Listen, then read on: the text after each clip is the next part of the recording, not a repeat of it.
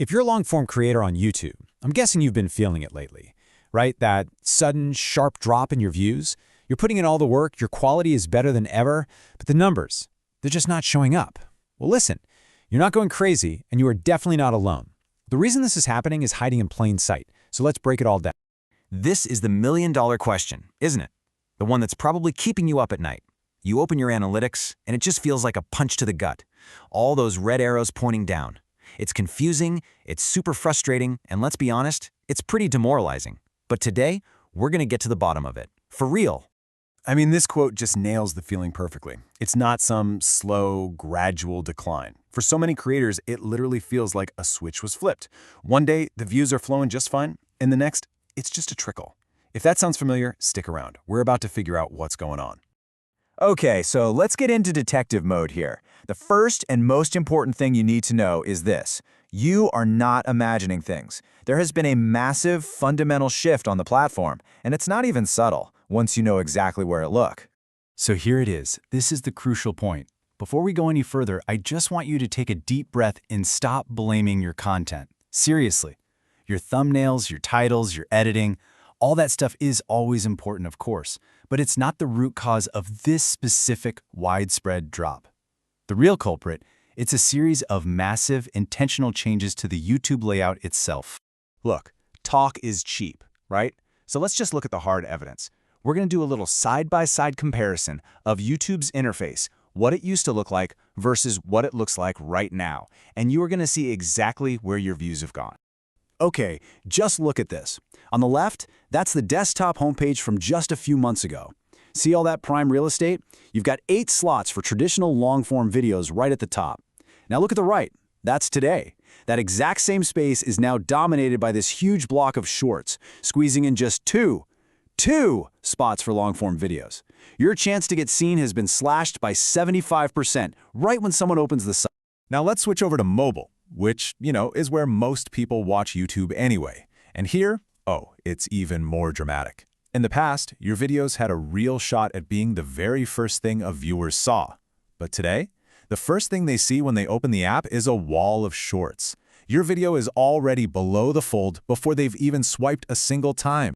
And this right here, this might be the most shocking change of all. We're looking at search results. Search is supposed to be about intent. Someone is actively looking for something. You used to search for, say, best camera for video, and you'd get these great in-depth reviews.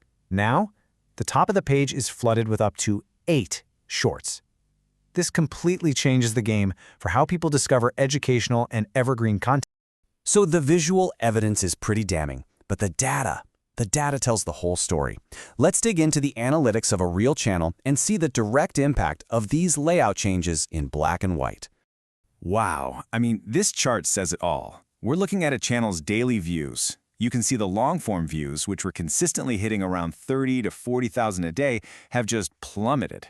But now look at the shorts views. They're climbing steadily. And here's the real kicker. This creator hadn't even posted a new short in months. YouTube is actively pushing their old short-form content for them. So what does all this tell us? Well, it's pretty much undeniable proof. The algorithm is now designed to force-feed shorts into every single corner of the platform. Homepage, search, suggested videos, you name it. This isn't really about what users want anymore. It's a platform-wide strategy to compete with TikTok. And long-form creators were kind of caught in the crossfire. But this is where it gets really interesting. So where are all these new shorts views even coming from? You'd think it's the shorts feed, right? Nope. Look at this chart. A staggering 70% of this channel's shorts views are now coming directly from YouTube search. That's not just a small tweak. That is a complete paradigm shift.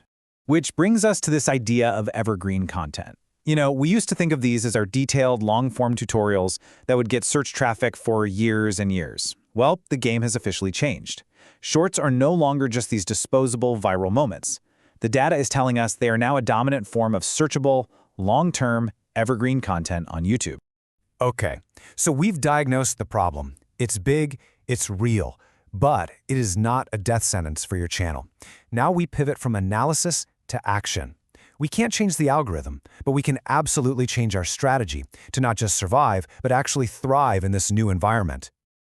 So listen, the key takeaway here is not to just give up and abandon the content you love making. Your deep dive, valuable long-form videos are still the heart and soul of your channel. The new goal is to build a bridge between the two formats, to use Shorts as this incredibly powerful discovery tool that funnels new viewers back to your main content. And here's exactly how you do it. Let's call it the related video strategy. It's simple. Step 1, repurpose. Go back into your library of amazing long-form videos, find a really compelling, punchy 60-second clip, and turn it into a short. Step 2, link it. This is the most important part. When you upload that short, use the related video feature to link it directly back to that original, full-length video. It puts a clickable link right there on the screen. And step 3, find your balance. Don't go crazy. Aim for a healthy ratio. Something like 3 or 4 long-form videos for every 1 repurposed short is a really great place to start. And finally, just a quick reminder, don't panic. Your core audience, the people who subscribed for your detailed content, they're still there. They want to watch your stuff. So now, more than ever, you have to just double down on the fundamentals. Make your thumbnails absolutely irresistible. Write titles that scream value and deliver amazing content.